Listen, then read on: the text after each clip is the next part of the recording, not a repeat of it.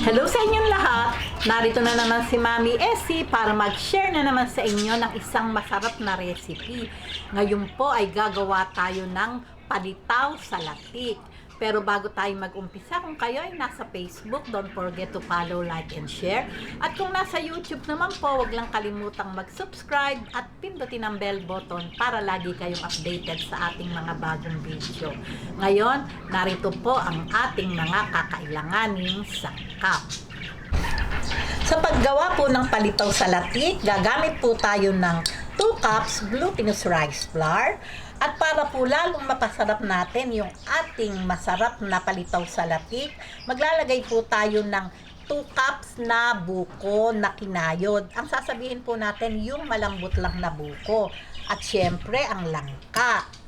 1 cup na white sugar.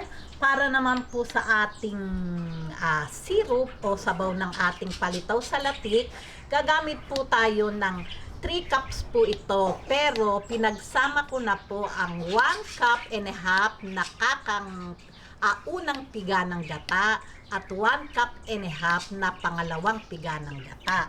At syempre po, heto po yung ating gagawing latik.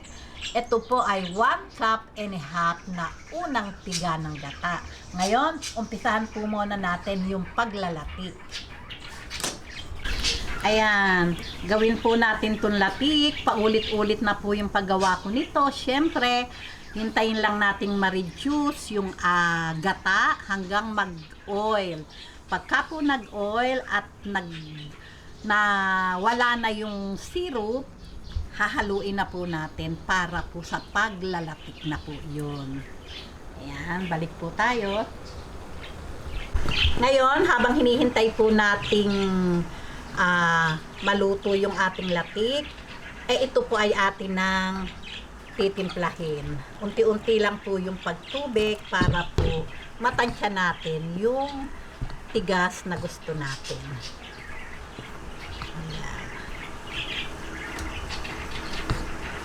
Ayan. Dagdagan po ulit natin ng tubig hanggang sa maging dough po itong ating glutinous rice flour. Ayan. Gamitan na po natin ang kamay para po mas maganda yung pagmamasa.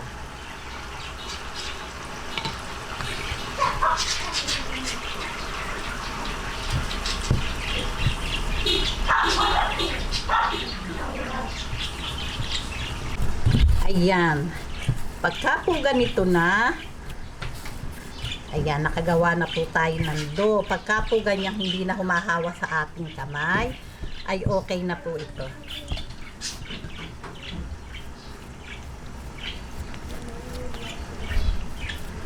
Ayan. Okay, tabi po muna natin at balikan po natin yung ating lapit. Ayan, saka po ganito, syempre reduce na yung ating kakanggata, hahaluin na po natin. Ayan. Wag na po natin pipigilan ng halo, lalo po kung hindi non-stick yung ating gamit, manimikit po yan at madaling masunog. Pagka po ganitong konti lang yung ating nilalatik, lalagay po natin sa medium to low heat yung ating apoy.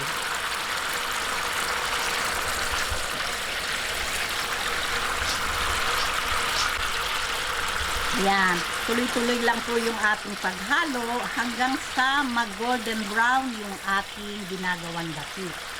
Okay? Balik po tayo pag golden brown na siya. Ayan, pagka po ganitong golden brown na, atin na po itong hahanguin.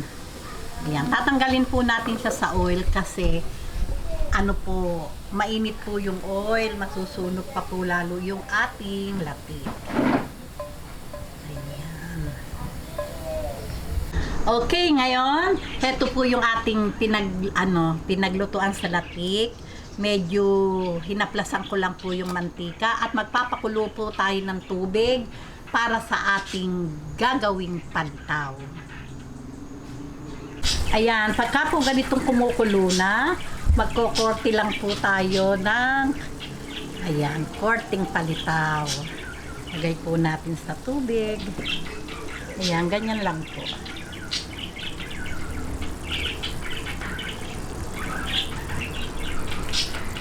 Ito po, syempre pag lumutang, ay luto na po yan.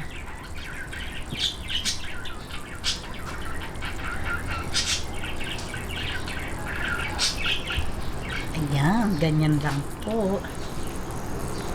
Ayan, syempre po pag palitaw sa latik, maganda po yung hindi siya kalakihan.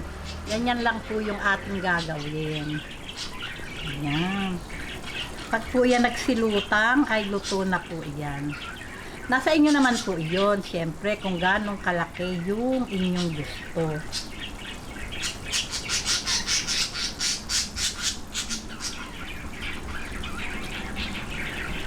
Ayan, nakita nyo po, meron na pong lumutang. Pagka ganito pong lumutang na, hahanguin na po natin.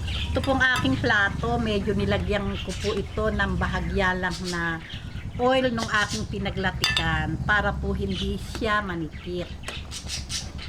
Ayan, ating pong hanguin.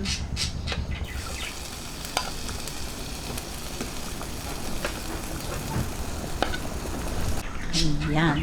Napakadali lang pong lutuin ito. Wala na po itong timer kung ilang minuto.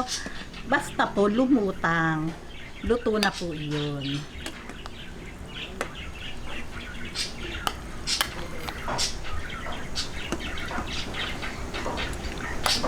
Okay, ngayon, heto na po, nahango na po nating lahat itong ating panitaw. Ngayon po, uumpisahan na po natin yung pagluluto ng syrup o ng kanyang sauce. Heto na po yung ating gata. Ayan.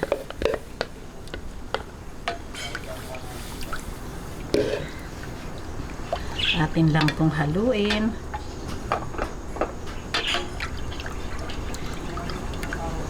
Pag medyo po mainit na, ilalagay na po natin yung sugar. Ilagay po natin itong sugar.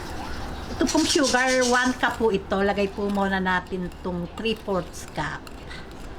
Pwede naman pong tikman kung ayos na yung tamis. Ayan. Lagay po natin itong ating buko.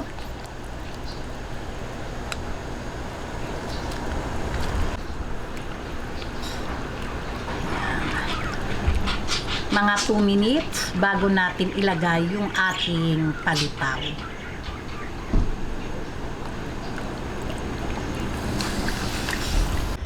Ayan, after 2 minutes, nga po pala, kung may pandan kayo, maglagay kayo ng pandan. Optional lang po iyon. Kung wala naman ay okay lang din. Ayan, lalagay na po natin itong ating palitaw. Malinis naman po yung aking kamay para mabilis tayo. Ayan, lagay na po natin.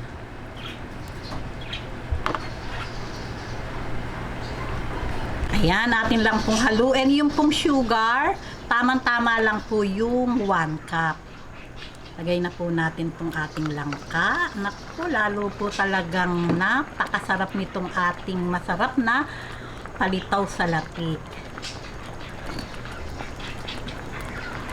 Yan, lagay natin itong ating latik.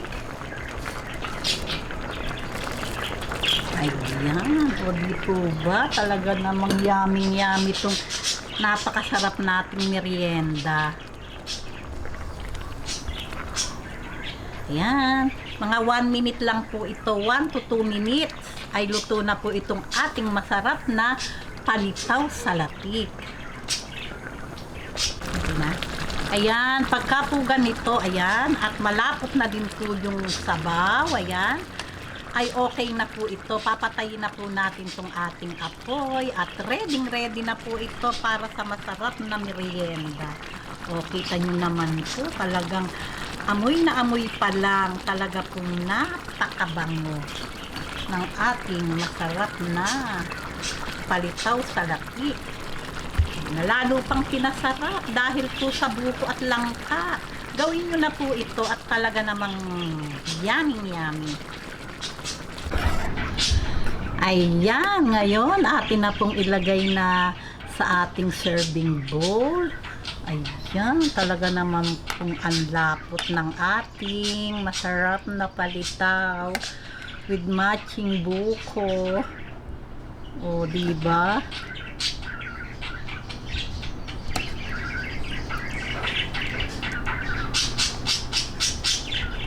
Ayan, heto na po ang talaga namang napakasarap na meriendahin, ang palitaw sa latik. Tingnan nyo naman po, napakalapot ng ating pagkakaluto. Dahil lang po talaga naman, syempre, masarap, maraming gata. Palalaputin po natin. O diba, gawin nyo na po ito at napakadali lang naman po. Simpleng-simple lang pong gawin. Pero may masarap na kayong merienda. O paano po? Kung nagustuhan nyo ang video na to, huwag lang kalimutang mag-likes and don't forget to share and subscribe. Baboos!